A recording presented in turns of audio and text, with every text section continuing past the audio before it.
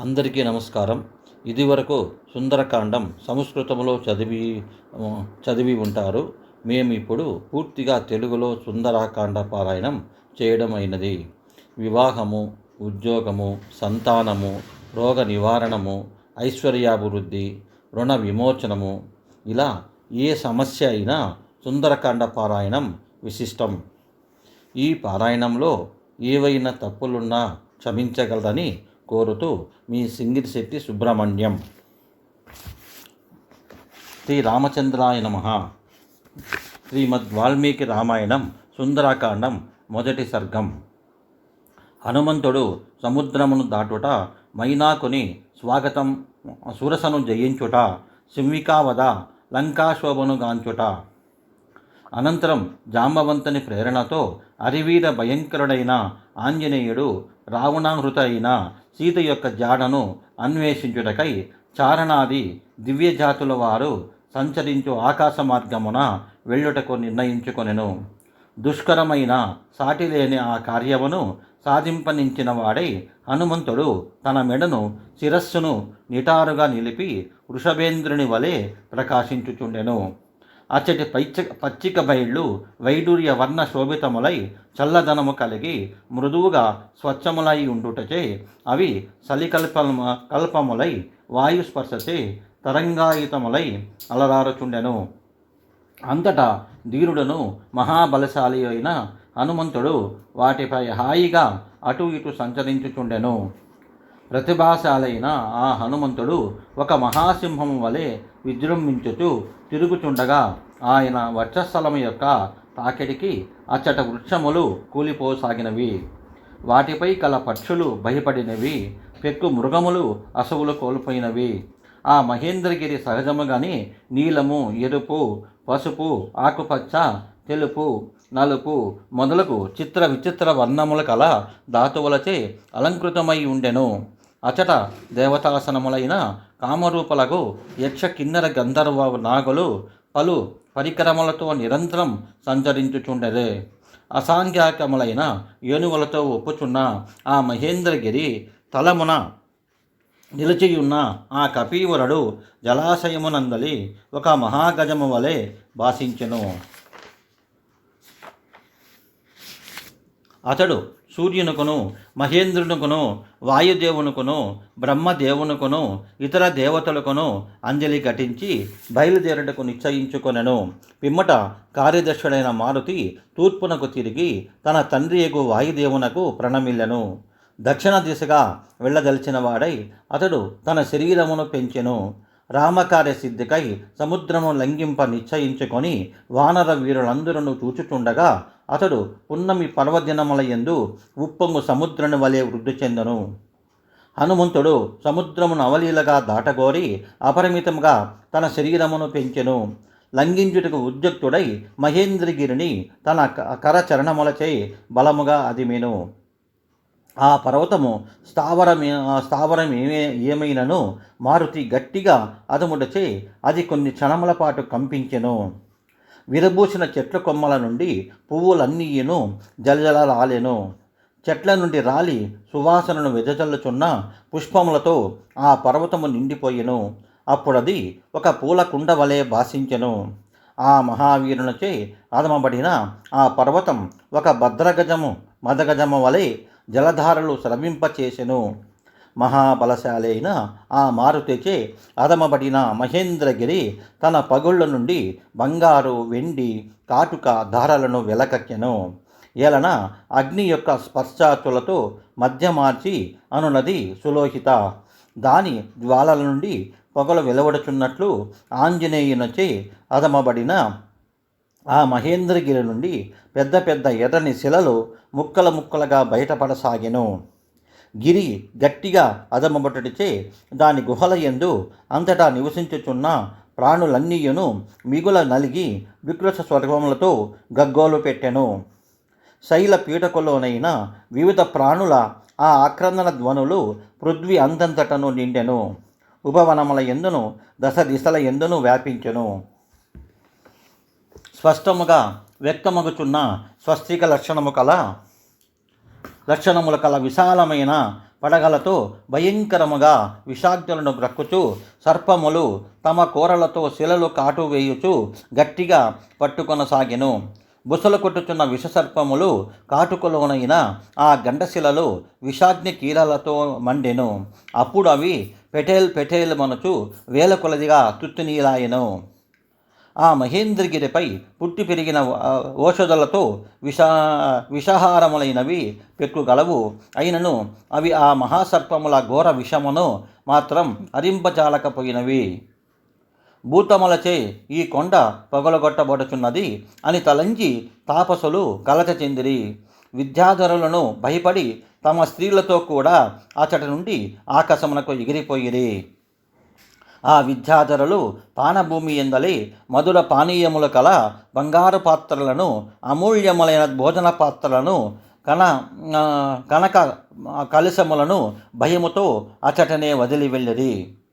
వారు లేఖ్యములను, రుచములైన భక్ష్యములను, బాగుగా గుజ్జు కలిగిన వివిధ మధుర ఫలములను, ఎద్దు చర్మములతో చేయబడిన డాళ్లను, బంగారు పిడులు గల ఖడ్గములను అచటనే విడిచిపెట్టిపోయిరి. వారు గళములయందు కంఠహారములను, ఎర్రని పూలమాలను ధరించియుండిరి. శరీరములపై ఎర్రచందనములు అల్లందుకుని ఉండిరి. సహజముగానే ఎర్రదామల వంటి వారి కన్నులు మదరపానముచే ఇంకను ఎరుపెక్కి ఉండెను. అట్టి విద్యాధరులు మిక్కిలి భీతితో ఆకాశమునకు చేరిరి. విద్యాధర స్త్రీలు హారములను, అందెలను, దండ కడియములను, కరకంకణములను ధరించి ఉండిరి. వారు సంభ్రమాశ్చరములతో దరహాసములతో తమ ప్రియులతో కూడి అంతరిక్షమున నిలిచి ఉండిరి. విద్యాధరులను మహర్షులను ఆకాశమున ఒకచోట చేరి నిరాధారముగా అంతరిక్షమున తేలియాడు తమ మహావిద్యను ప్రదర్శించుచు అచట నుండి మహేంద్రగిరిని కుతూహలముతో వీక్షింపసాగిరి. అప్పుడు నిర్మలాకాశమున నిలిచియున్న పవిత్రాంత కరుణులైన ఋషులు, చారణులు, సిద్ధులు మాటలను వారు వినిరి. పర్వతాకారుడును వాయునందనుడును మిక్కిలి వేగము కలవాడను అయిన ఈ హనుమంతుడు ముసళ్లకు నిలయమైన సముద్రమును లంఘింపదలుచుచున్నాడు. అతడు శ్రీరామ కార్యార్థం వానరరాజైన సుగ్రీవుని ఆజ్ఞ మేరకు ఇతరులకు సాధ్యమైన పనిని చేయదలంచుచు దాటశక్యము కాని సముద్రము యొక్క ఆవలి ఒడ్డును చేరగోరుచున్నాడు. ఆ మహాత్ముల యొక్క ఈ వచనములు విని విద్యాధరులు సాటిలేని ఆ వానరోత్తముని మహేంద్రగిరిపై చూచిరి. పర్వత సదృశుడైన ఆ మారుతి ఒక్కసారి ఒడలు విరిచి రోమములను విదల్చెను. ప్రళయకాల మేఘము గర్జించినట్లు ఒక మహానాదము చేసెను. మారుతి ఎగిరి సన్నుద్ధుడై రోమములతో నిండి మొదట లావుగా నుండి క్రమముగా సన్నబడుచు వర్తులాకారముగానున్న తన వాలమును గరుడు పామును విదిల్చినట్లు విదిల్చెను. మహావేగమును అడుగు ఆ మారుతి తన వాలమును ఒక్కసారి విదిల్చెను. అప్పుడు వృషభాగము నుండి నిట్ట నిలువుగా వంకరగా నిలిచియున్న ఆలంగూలం గరుక్పుంచెనుచే కొనిపోబడు మహాసర్పము వలె గోచరించుచుండెను. ఆ కపీశ్వరుడు పెద్ద పెద్ద ఇనప గుదిల వలెనున్న తన బాహువులను స్తంభింపచేసెను. ఊపిరి బిగబట్టి కటి కృషింపచేసి పాదములను బాగుగా కుదించెను. శుభలక్షణ సంపన్నుడైన ఆ మారుతి తన భుజములను మెడను కుదించెను. అప్పుడు ఆ వీరుని యందు తేజస్సు, బలము, పరాక్రమము నిండారెను. ఆ మారుతి చూపులను పైకి ప్రసరింపచేయుచు తాను వెళ్ళవలసిన మార్గమును దూరము నుండి పరిశీలించుచు ఆకాశమును నిశితముగా చూచుచు ఉచ్ఛ్వాసమును హృదయమునందు బిగబట్టెను.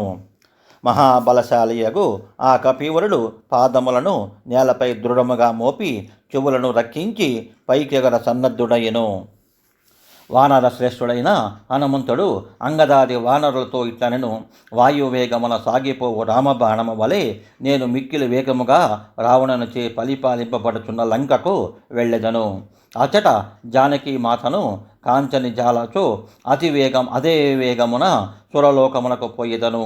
ఆ స్వర్గమున కూడా సీతాదేవిని దర్శింపనచు రాక్షసరాజైన రావణుని అవలీలగా బంధించి తీసుకుని వచ్చేదను. ఏది ఏమైనను కృతకృత్యుడై సీతతో సహా తిరిగి వచ్చేదను. లేనిచో రావణునితో సహా లంకను పెకలించుకొని తీసుకొని రాగలను. వానరోత్తముడైన హనుమంతుడు తోటి వానరులతో ఇట్లు పలికి మిక్కిలి వేగముగా సాగిపోగల ఆ మారుతి ఎట్టి జంకు గొంకులు లేక అతి వేగముగా అంతరిక్షమునకు ఎగిరెను. అప్పుడు ఆ కపీశ్వరుడు తనను గరుత్మంతునిగా భావించుకొనెను. అతడట్లు ఎగురినప్పుడు ఆ వేగమునకు పర్వతముపై గల వృక్షములన్నీయును అన్ని వైపుల నుండి కొమ్మలతో సహా ఆకాశమునకు ఎగిరెను. మదించిన కొక్కెరలను, కొంగలను, పువ్వులతో నిండిన వృక్షములను తన ఊరు వేగమున వెంటకొని పోవచ్చు నిర్మలమైన ఆకాశమును అతడు పురోగమించెను. సుదీర్ఘయాత్రకు బయలుదేరిన ఆత్మీయ వీడ్కొల్పుటకు ప్రియ బంధువులు కొంత దూరం అనుసరించినట్లు ఆ కపీవరుని ఊరు వేగమునకు పైకెగిరిన వృక్షములన్నీయును ఒక ముహూర్తకాలము అతనిని వెన్నంటినివి. ఆయన ఊరు వేగదాటికి పెకలింపబడిన మద్ది చెట్లు తదితర మహావృక్షములు సైన్యములు ఒక మహారాజుని వలె ఆ హనుమంతుని అనుసరించెను. పర్వతాకారుడను కపీవరుడునైన ఆ హనుమంతుడు బాగుగా పుష్పించిన పెక్కు మహావృక్షములతో పరివృతుడు ఆగుటచే మిక్కిలి అద్భుతముగా కన్పట్టుచుండెను. దేవేంద్రునకు భయపడి పర్వతములు సముద్రములో దాటుకున్నట్లు చేవగల బరువు కల చెట్ల అన్నీయును జలజలో పడి మునిగిపోయెను. మేఘసదృశుడై అలరారచున్న విశాలకృతి గల ఆ హనుమంతుడు వివిధములకు కుసుములతో చిగుళ్లతో మొగ్గలతో పరివృతుడై రాత్రుల యందు మినుగురు పురుగులతో కూడిన పర్వతము వలె శోభిల్లుచుండెను. ఆత్మీయులను కొంత దూరము అనుసరించి వెనుకకు మరలిన మిత్రుల వలె ఆ చెట్లు ఆయన వేగముతో కొంత దూరము అనుసరించినవై ఆయన వేగము నుండి విడివడి పువ్వులను రాల్చుచూ నీటిలో పడి అంతటను వ్యాపించెను. ఆ హనుమంతుని వాయు వేగ కారణముగా వృక్షముల యొక్క వివిధముల పుష్పములు కొంత దూరము కొనిపోబడినవై తేలికగా ఉండుట వలన తుదకు విచిత్రముగా అవి సాగరమున పడిపోయెను. అప్పుడు మహాసముద్రము అసంఖ్యాక్యములైన నక్షత్రములతో కూడిన ఆకాశము వలె శోభిల్లెను.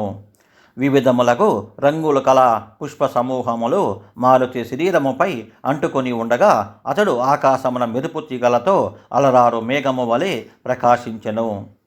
ఆయన వేగముచే చెల్లాచెదురై పడిపోయిన పువ్వులతో ఆ సముద్ర జలము మనోగ్ని అయి ఉదయించుచున్న మనోహరములైన నక్షత్రములతో అలరారు ఆకాశము వలె వెల్లసిల్లెను. బాగుగా చాచబడినవై అంబరమున అలరారుచున్న ఆ మారుతి 2 బాహువులు పర్వతాగ్రహము నుండి వెలువడిన 5 పడగల సర్పము వలె బాసిల్లుచుండెను. మహావేగ గమనుడైన ఆ కపీవరుడు ఉత్తంగ తరంగములతో అలరాల సముద్రమును తన ఛాయ ద్వారా జురుచున్న వాని వలె ఒప్పారెను. ఇంకను అతడు ఆకాశమును పానము చెయ్యగోరు వాని వలెను బాసిల్లెను. వాయు మార్గమున సాగిపోవుచున్న ఆయన యొక్క కన్నులు విద్యుత్కాంతుల వలె మెరుయుచు పర్వతమునందలి 2 అగ్నుల వలె ప్రకాశించుచుండెను.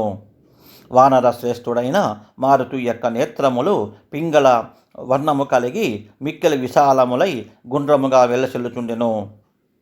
అప్పుడవి ఉదయించుచున్న సూర్యచంద్రుని వలె బాసిల్లుచుండెను. ఎర్రని నాసిక కల ఆయన ఎర్రని ముఖమండలము సంధ్యారాగ సంబోధితమగు సూర్యమండము వలె వెల్లసిల్లుచుండెను. ఆకాశమున తేలిపోతున్న వాయుపుత్రుని యొక్క వాలము మహోన్నతముగా నిలిచి పైకెత్తబడిన ఇంద్రధ్వజము వలె శోభిల్లుచుండెను. మహాత్ముడను తెల్లని పలువరస కలవాడను మిక్కిలి ప్రజ్ఞాశాలి అయిన ఆ వాయునందనుడు చక్రాకృతిలోనున్న వాలముతో కూడి పరివేశము చుట్టూను కాంతి వలయముతో ఒప్పుచున్న భాస్కరుని వలె తేజరిల్లెను. ఎర్రని వాలమూల ప్రదేశ శోభలతో ఒప్పారు ఆ కపీశ్వరుడు గైరకాది ధాతువులతో 2గా విభజింపబడిన పర్వతము వలె విరాజిల్లెను. సముద్రమును లంఘించుచు పోవచున్న ఆ వానర వీరుని మూలము ద్వారా ప్రసరించు వాయువు మేఘగర్జన వలె ధ్వనింపసాగెను. పొడవైన వాలముతో కూడి ఉత్తర దిశ నుండి దక్షిణ దిశకు లంకకు సాగిపోవచున్న ఆ కపీవరుడు ఆకాశమున ఉత్తరమున పొడమి దక్షిణ దిశగా రాలిపోవు తోకచుక్క వలె గోచరించును. అశుభ సూచకము అట్లే మారుతి దక్షిణ దిక్కుకు సాగిపోవట లంకకు అరిష్ట సూచకము. సాగిపోచున్న సూర్యుని వలె ఒప్పుచు విశాల దేహము కల ఆ వానరేంద్రుడు కక్షయందు బంధింపబడిన మహామాతంగము వలె శోభిల్లెను. హనుమంతుడు ఆకాశమున సాగిపోవచుండెను. ఆయన నీడ సముద్ర జలములో ప్రతిబింబించుచు లోతుగా మునిగి ఉండెను. నీటిలో కొంత మునిగి మిగిలిన భాగం నీటిపై తేలుచు అనుకూల వనముల ప్రభావమున సాగిపోవు నౌక వలె అతడు ఒప్పెను. ఆకాశమున ఆ మారుతి సాగిపోవున్నప్పుడు అతడు దాటుచున్న సముద్ర ప్రాంతములన్నీయును అతని ప్రబల వేగమున అల్లకల్లోలములై ఉన్మాద భరితములైనట్లు కనపడెను.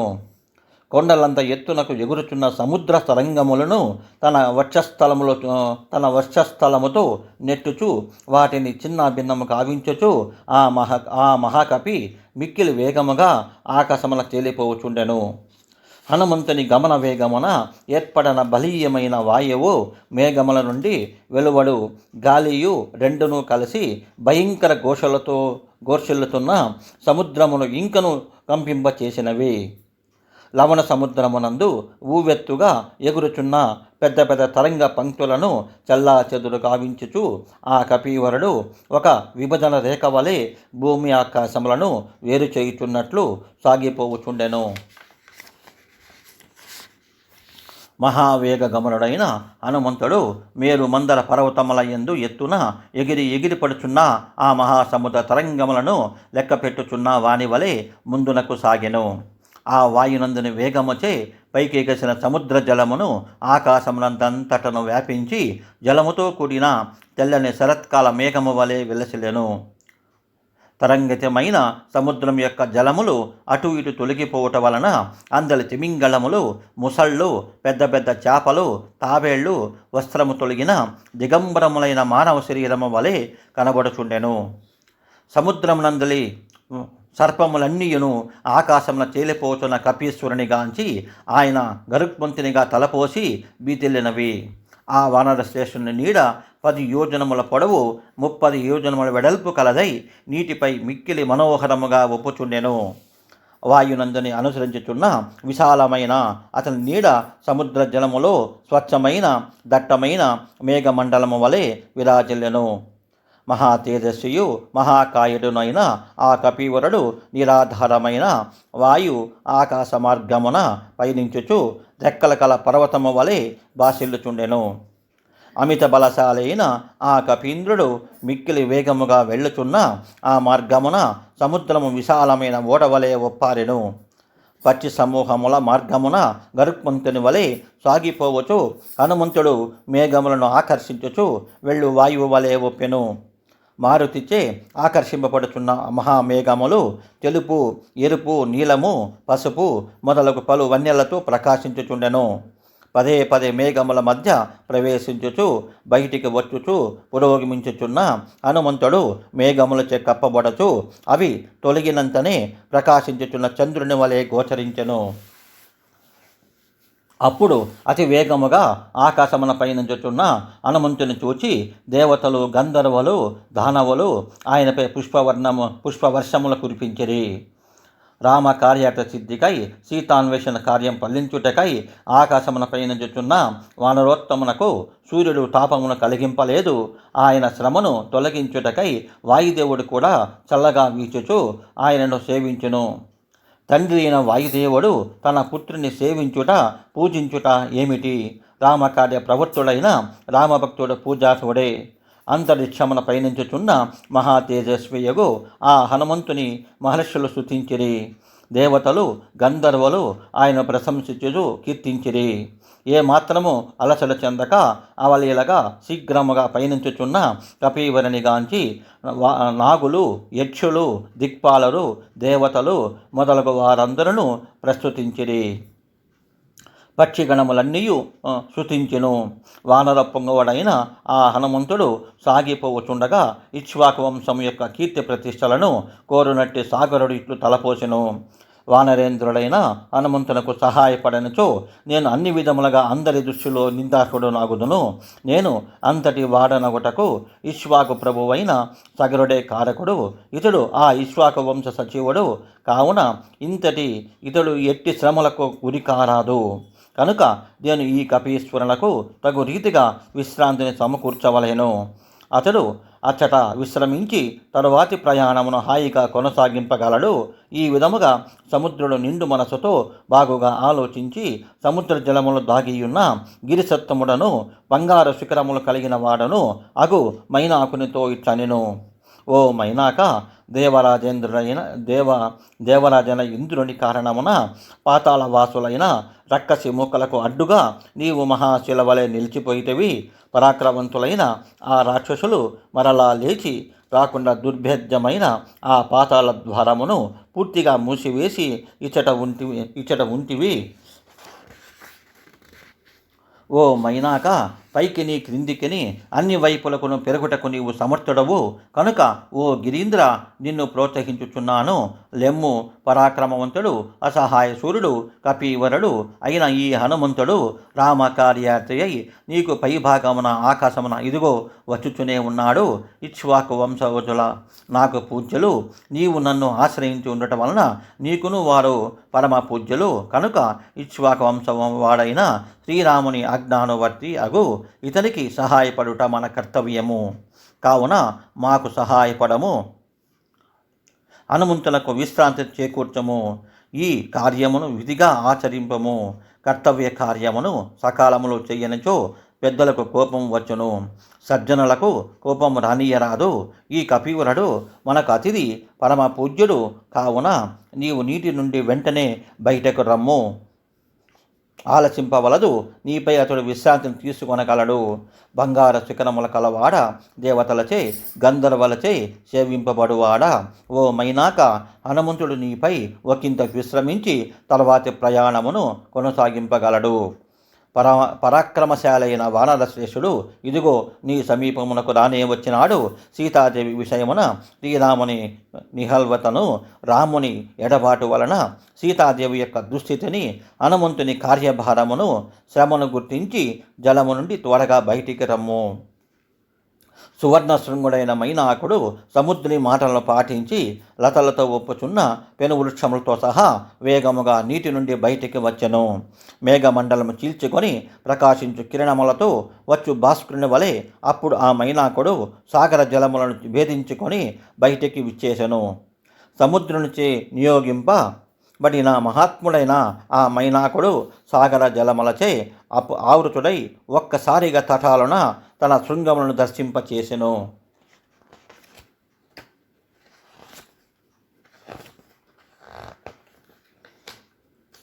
ఆ మైనాక శిఖరములు బంగారు కాంతులను వీచుచుండెను.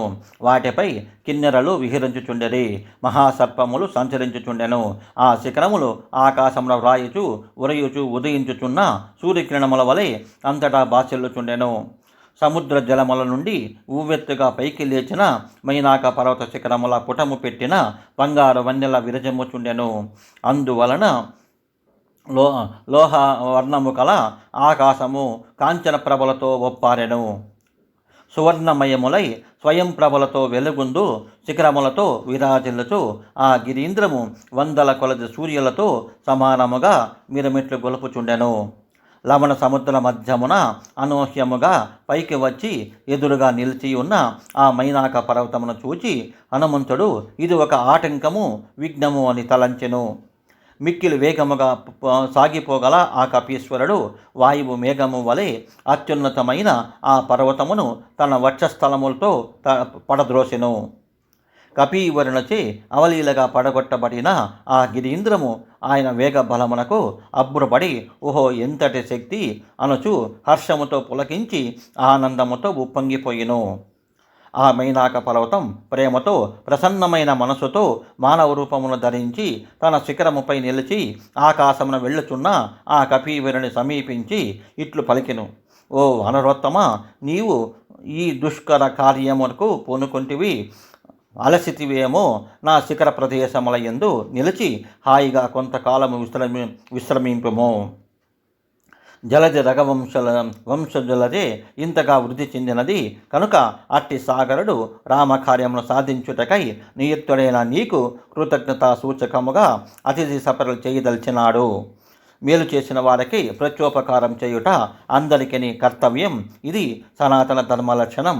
అట్టి సముద్రుడు నీకు సహాయపడదలిచినాడు. నీ సమ్మోహనమును పొందుటకు అతడు అర్హుడు. అతనిచే నియుక్తుడైన నా ఆతిథ్యమును నీవు స్వీకరించుటయే అతనికి జరుగు సమ్మానము. శతయోజన దూరము ప్రయాణం చేయుటకై ఆ కపీవరుడు ఆకాశ మార్గమున వెళ్ళుచున్నాడు. నీ సానవుల కొండ చర్యల యందు కొంత విశ్రమించి తర్వాతి ప్రయాణమున పిదప కొనసాగింపగలడు అని సముద్రుడు నన్ను నీ నిమిత్తమై సగౌరవంగా ప్రోత్సహించును. కనుక ఓ కపీవర, కొంతసేపు నాపై విశ్రమించి ముందునకు సాగము. అందువలన ఓ హరివీర, ఇతర కందమూల ఫలములు సమృద్ధిగా కలవు. అవి కమ్మని వాసనలను కుమ్మరించుచున్నవి, మిక్కిలి రుచికరమైనవి. వాటిని ఆస్వాదించి కొంత తడువు విశ్రమించి పిమ్మట ముందుకు సాగిపోవచ్చును. ఓ కపీవర, మాతో కూడా నీకు సంబంధము కలదు. నీవు సత్పురుషుల ప్రేమాధారములను స్వీకరించు వాడవుగా ముల్లోకముల యందును ప్రసిద్ధికెక్కితివి. ఓ మారుతి, కపీ కుంజర, వేగముగా ఎగిరిపోగల వానర శ్రేణిలో నిన్ను ఒక ప్రముఖుడిగా తలంతోను. ధర్మాత్ముడైన బుద్ధిమంతుడు ఇంటికి వచ్చిన అతిథి సామాన్యుడైనను అతన్ని పూజించును. ఇక నీ వంటి మహాత్ముడు వచ్చినప్పుడు పూజింపవలసిన విషయములు చెప్పనేలా. ఓ కపీశ్వర, నీవు దేవతల్లో శ్రేష్ఠుడును మహాత్ముడునైన వాయుదేవునికి కుమారుడవు. వేగములో అతనికి నీవే సాటి. ఓ ధర్మాజ్ఞ, నిన్ను పూజించినచో వాయుదేవుని పూజించినట్లే. అందువలన నీవు నాకు పూజ్యుడవు. ఇందుకు కారణమును చెప్పెదను, ఆలకింపము. ఓ పూజ్యుడా, పూర్వకాలమున పర్వతములకు రెక్కలు ఉండేవి. అవి గరుడ వేగముతో వాయువేగముతో అన్ని దిక్కులకు సంచరించుచుండేటివి. అందువలన సంచరించుచున్నప్పుడు అవి వచ్చి తమ మీద పడునేమో అని దేవతలందరూ, ఋషులెల్లరూ, సకల ప్రాణులను భయపడుచుండేవారు. అంతటా సహస్రశుడైన ఇంద్రుడు క్రుద్ధుడై పర్వతముల రెక్కలను అక్కడికక్కడే తన వజ్రాయుధముచే పూర్తిగా ఖండించి వేసెను. ఆ దేవేంద్రుడు క్రుద్ధుడై నా రెక్కలు ముక్కలుగా చేయుటకై వజ్రాయుధమునెత్తి నా కడకు వచ్చుచుండగా మహాత్ముడైన వాయుదేవుడు నేర్పుగా నన్ను సముద్రమున పడవేసెను. ఓ వానరోత్తమ, నీ తండ్రి అయిన వాయుదేవునిచే నేను సురక్షితుడై చెక్కుచేరని రెక్కలు కలవాడై ఈ లవణ సముద్రమున భద్రముగా ఉంచబడితిని. ఓ కపీవర, అందువలన వాయుదేవుడు నాకు మిక్కిలి పూజ్యుడు. కనుక నేను నిన్ను సగౌరవముగా ఆదరించుచున్నాను. నీకును నాకును కల ఈ సంబంధం సద్గుణ ప్రధానమైనది. ఓ కపీశ్వర, ఈ సంఘటనల కారణముగా నీవు నిండు మనసుతో సముద్రునికును నాకును ప్రీతి కూర్చము.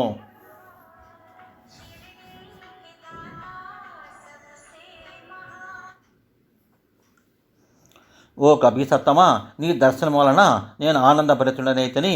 అచల కొంత తడువు ఆగి అలుపు తీర్చుకొనము. మా పూజలు అందుకొనము. మా ప్రేమను ఆదరింపము. మైనాకుని మాటలను విన్న పిమ్మట హనుమంతుడు ఆ గిరివరునితో ఇట్లు పలికెను. మీ ఆదర వచనములకు తృప్తి చెందితని ఆతిథ్యమును స్వీకరించినట్లే భావింపము.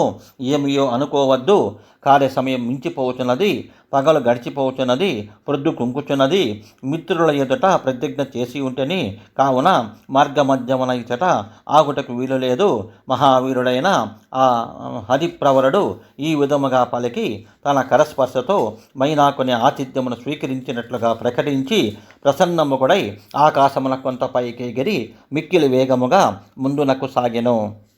వాయుసుతుడైన ఆ హనుమంతుని సముద్రుడు మైనాకుడు మిక్కిలి ఆధారముతో చూచుచు భక్తి తత్పరులై పూజించిరి. రామకార్య సిద్ధికి అనువగు ఆశీర్వచనములతో అభినందించిరి.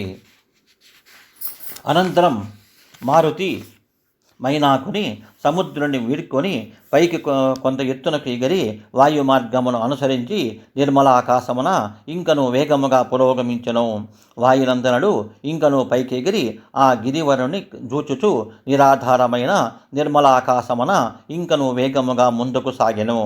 హనుమంతుడు వనర్చిన సుదుష్కమైన ఆ రెండవ కార్యమును చూచి దేవతలు, సిద్ధులు, మహర్షులు అందరూ ఆయనను ప్రశంసించిరి. సముద్రము లంఘించుటకై ఆకాశమునకు ఎగురుటకు మొదటి కార్యము, మైనాకుని అడ్డంకిని అధిగమించి పురోగమించుట రెండవ కార్యము. సహస్రాక్షుడైన ఇంద్రుడును ఇచట నిలిచియున్న దేవతలందరూ కాంచన శిఖరముల కల ఆ మైనాకిని కృషికి మిక్కిలి హర్షించిరి. దీశాలియకు దేవేంద్రుడు సంతోషాతిరేకమున గద్గద స్వరముతో కాంచన శిఖరముల కల గిరివరునితో స్వయముగా ఇట్లనెను: హిరణ్యనాభ, శైలేంద్ర, నీ కృత్యమునకు నేను మిక్కిలి సందర్శించితిని. నీకు అభయమిచ్చుచున్నాను. ఓ సౌమ్య, నీవు ఇంకా హాయిగా ఉండుము. మిక్కిలి పరాక్రమశాలయు 100 యోజనముల పరిమితి గల దూరమునకు పయనించుచున్నవాడను.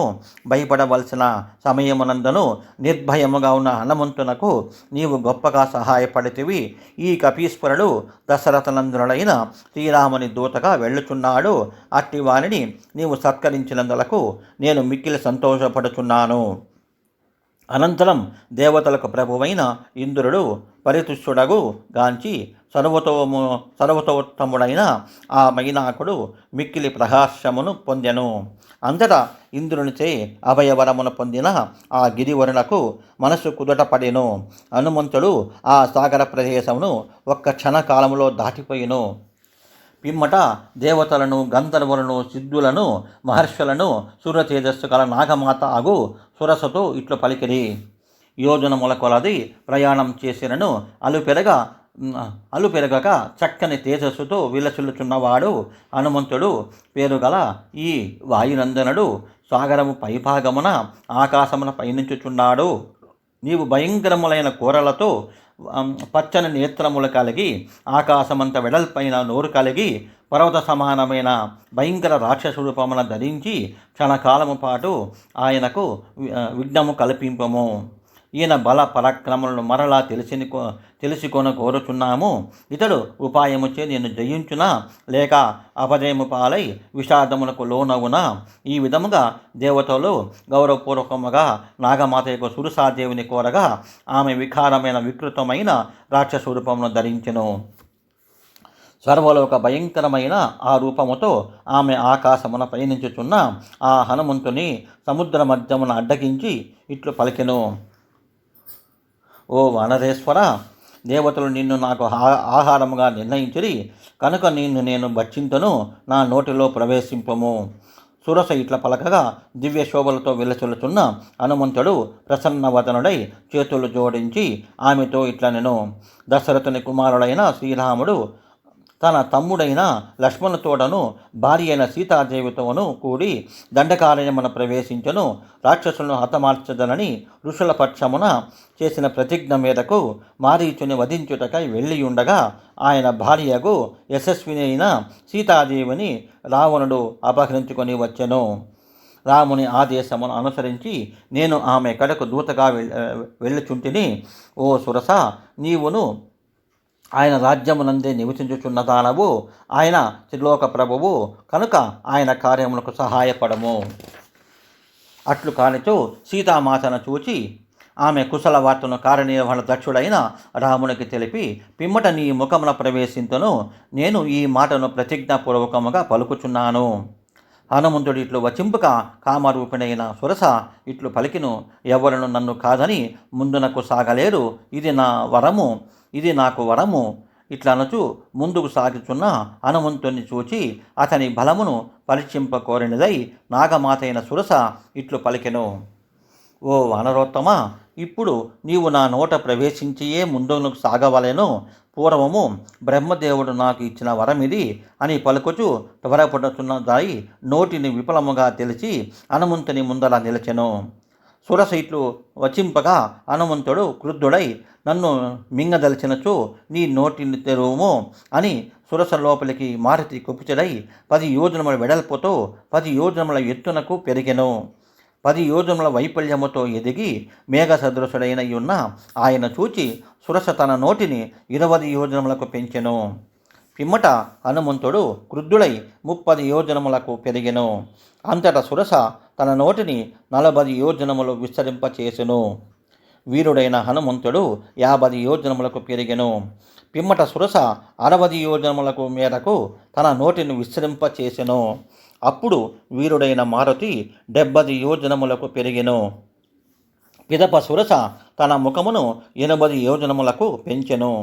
హనుమంతుడు పర్వత సదృశుడై 90 యోజనములకు ఎత్తునకు ఎదిగెను. సురస తన హాస్యమును 100 యోజనములు విస్తరింపచేసెను. సురసచే విస్తరింపచేయబడిన హాస్యము దీర్ఘమై జిహ్వము కలిగి ఘోరముగా నరకప్రాయముగా ఉండెను. దాన్ని చూచి మిక్కిలి బుద్ధిశాలి అయిన వాయుసుతుడు సమయస్ఫూర్తితో తన కాయమును సంక్షిప్తము చేసి అంగుష్టమాత్రుడైను. మిక్కిలి వాయువేగము కలవాడైన ఆ మారుతి వెంటనే ఆమె ముఖమున ప్రవేశించి చిటికలో బయటకు వచ్చెను.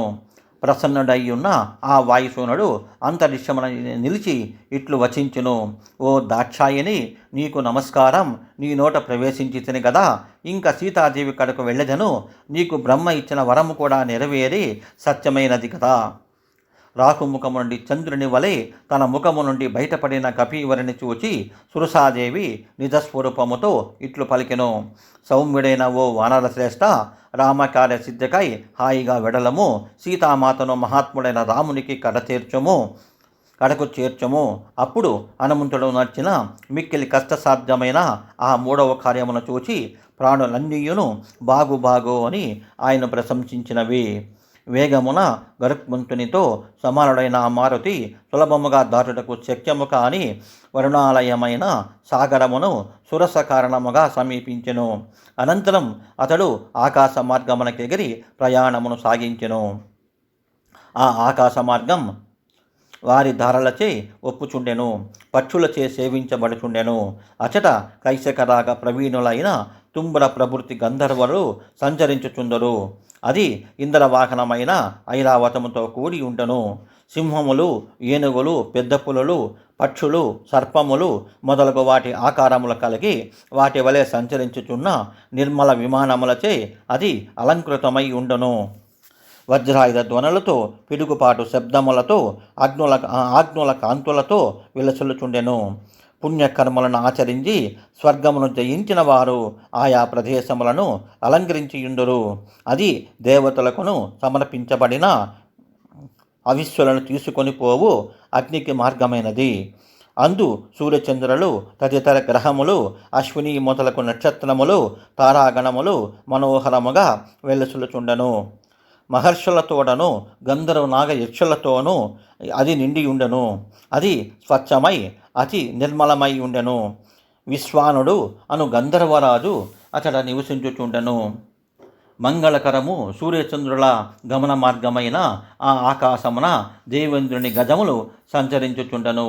ఆ ఆకాశము ప్రాణకోటికి పైభాగమున బ్రహ్మ నిర్మించిన విధానము మేలుకట్టవలే విరాజిల్లుచుండెను. శ్రేష్ఠులైన విద్యాధరులు, వీరులు పలువురు అచట సంచరించుచుందురు. అట్టి ఆకాశ మార్గమున వాయుసూనుడు గరుత్మంతుని వలె వేగముగా సాగిపోవుచుండెను. హనుమంతుడు వాయువు వలె మేఘములను చీల్చుకొని పోవుచుండెను. నలుపు, అగరు, ఎరుపు, పసుపు, తెలుపు వన్నెల కల ఆ మేఘములు ఆయనచే ఆకర్షింపబడుచు ప్రకాశించుచుండెను. మారుతి మేఘమండలమున పదే లోపలికి చొరబడుచు బయటికి వచ్చుచు వర్షాకాలమున మేఘముల మధ్య చరించు చంద్రుని వలె ప్రకాశించెను. నిరాధారమైన ఆకాశ మార్గమున వెళ్ళుచు ఎక్కడ చూచినను అతడే గోచరించుచు ఆ మారుతాత్మజుడు రెక్కల కల ఒక మహాపర్వతము వలె ప్రకాశించెను. కామరూపుడైన చింవిక అను రాక్షసి ఆకాశమున ఎగిరిపోచున్న మారుతిని చూచి ఊవెత్తుగా పెరిగినదై మనస్సున ఇట్లు ఆలోచించెను. ఇంతకాలమునకు ఒక మహాజంతువు నాకు దక్కనున్నది. చాలా కాలమునకు పిమ్మట నేను మంచి ఆహారమును తనివి తీరా తినబోచున్నాను. ఆ రాక్షసి ఇట్లా ఆలోచించి ఆయన ఛాయను విడిచిపట్టెను. తన నీడ లాగికొని పోబడుచుండగా హనుమంతుడు ఇట్లు తలపోసెను. సముద్రమున ఎదురుగాలికి పయనించు మహానావ వలె నా పరాక్రమము కుంటుపడుచున్నది. నేను బలవంతముగా లాగబడుచుంటిని. అనంతరం హనుమంతుడు కింద పైన అన్ని వైపుల పరికించెను. అప్పుడు అతడు సముద్రము నుండి బయల్పడిన ఒక మహాసత్వమును గాంచెను. ఆ వికృతాకారమును చూచి మారుతి ఇట్లు తలంచెను. చూచుటకు మిక్కిలి ఆశ్చర్యకరము మహాశక్తి మంతము అయిన ఆ ఛాయాగ్రహిణికి కూర్చి కపిరాజైన సుగ్రీవుడు తెలిపి ఉండెను. ఇదే అది, ఇందు సందేహము లేదు. ప్రజ్ఞాశాలైన హనుమంతుడు యథార్థముగా అది సింహకియే అని గుర్తించెను. వర్షాకాలమునందలి మేఘము వలె అతడు తన శరీరమును పెంచెను. ఆ మహాకపి యొక్క పెరుగుచున్న కాయమును చూచి ఆ సింహిక పాతాళ కుహరమున కొనబోలు తన నోటిని తెరిచెను. మేఘమండలము వలె గర్జించుచు హనుమంతుని మీదికి విజృంభించెను. పిమ్మట మేధావియన ఆ మహాకపి తన శరీరమును కబళించుటకు అనువుగా తెరవబడిన ఆమె విశాల ముఖమును చూచెను. పిదపతడు తన మర్మస్థానములను సంక్షిప్తమునర్చి సూక్ష్మమునర్చి మహావీరుడను వజ్రదేహుడునైన ఆ కపీవరుడు వివృతమైన దాని నోటి ఎందు అతివేగముగా దుమికెను. పున్నమి నాడు రాఘవచే గ్రహింపబడుచున్న పూర్ణచంద్రుని వలె ఆమె ముఖమున మునిగిపోవచ్చున్న హనుమంతుని సిద్ధచారణలు చూచిరి. పిమ్మట వానరేంద్రుడు తన వాడిగోళ్లతో సింహిక యొక్క ఆయువు పట్టులను చీల్చి చెండాడెను. వెంటనే మనోవేగముతో ఆకాశమునకెగిరెను.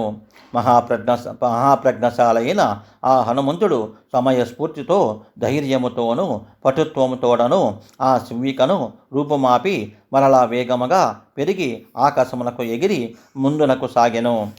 హనుమంతుడు ఆమె గుండెలను చీల్చివేయగా ఆ సింహిక ఆర్తయ్యై సముద్రమున పడిపోయెను. హనుమంతుడు సింహికను హతమార్చుటయు బ్రహ్మ సంకల్పములోని భాగమే కదా. హనుమంతుని చేతిలో క్షణములో గతాసునై సముద్ర జలము పాలైన ఆ సింహికను గాంచి ఆకాశమున చరించు సిద్ధ గంధర్వాదులందరూ ఆ కపీవరులతో ఇట్లనిరి: ఈ మహాప్రాణని హతమార్చి నీవు ఒక అద్భుత కార్యమును సాధించితివి. ఓ వానరోత్తమ, నీకు ఇష్టమైన మంగళకరమైన కార్యమును సాధింపము. నీ వలె గట్టి ధైర్యము, దూరదృష్టి, సమయస్ఫూర్తి, పటుత్వం కలవాడు తన కార్యసిద్ధి యందు ఎన్నడను వైఫల్యము పొందడు. పూజ్యుడైన హనుమంతుడు తాను ముందుగా చేపట్టిన సీతాన్వేషణ కార్యమును సాధింపదలచిన వాడై గంధర్వాదులచే గౌరవింపబడిను. అనంతరం ఆకాశ మార్గమున గరుక్మంతుని వలె ముందునకు సాగెను. ఇంచుమించుగా ఆవలి తీరమునకు చేరి నలువైపులా పరికించి చూసెను. అతడు 100 యోజనముల మేరకు సముద్రమును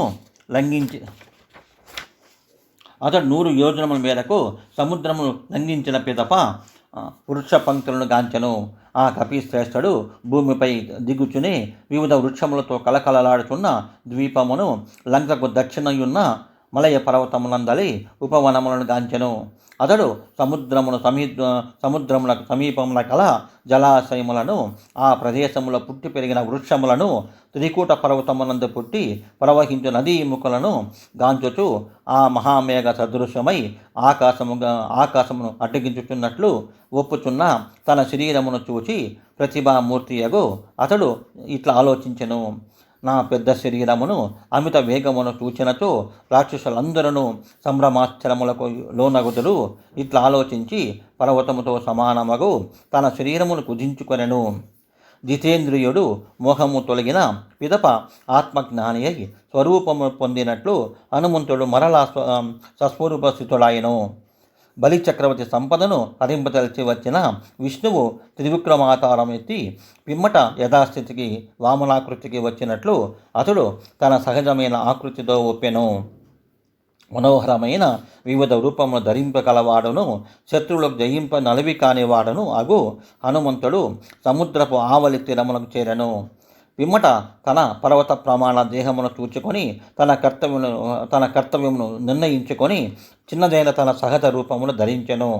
అనంతరం గొప్ప పర్వత శిఖరముతో సమానుడైన మహాత్ముడైన హనుమంతుడు సర్వవస్తు సముద్రము, విచిత్రమైన రంగురంగుల గల చిన్న చిన్న శిఖరములు కలదయు, మొగిలి పొదలతో విరిగి చెట్లతోనూ కొబ్బరి చెట్లతోనూ అలరారు చిన్నది అయిన లంబ పర్వత శిఖరముపై దిగిను. అంతటా కపీవరుడు సముద్ర తీరమున చేరి మహాపర్వతము యొక్క పైభాగమనున్న లంకా నగరమును చూచి తన పూర్వ రూపమును విడిచి ఆ గిరిపై దిగెను. ఆయన దిగినప్పుడు మృగములు, పక్షులు వ్రత చెందెను. పెద్ద పెద్ద తరంగ పంక్తులతో విలసిల్లుచు దానవులకును పన్నగములకును నెలవైన సముద్రమును హనుమంతుడు తన పరాక్రమతో దాటి ఆ జలది తీరమున దిగి అమరావతి వలె ఒప్పుచున్న లంకా నగరమును కాంచెను. వాల్మీకి మహర్షి విరచితమై ఆది కావ్యమైన శ్రీమద్ రామాయణ మందలి సుందరకాండమందు ఇది మొదటి సర్గం సమాప్తము.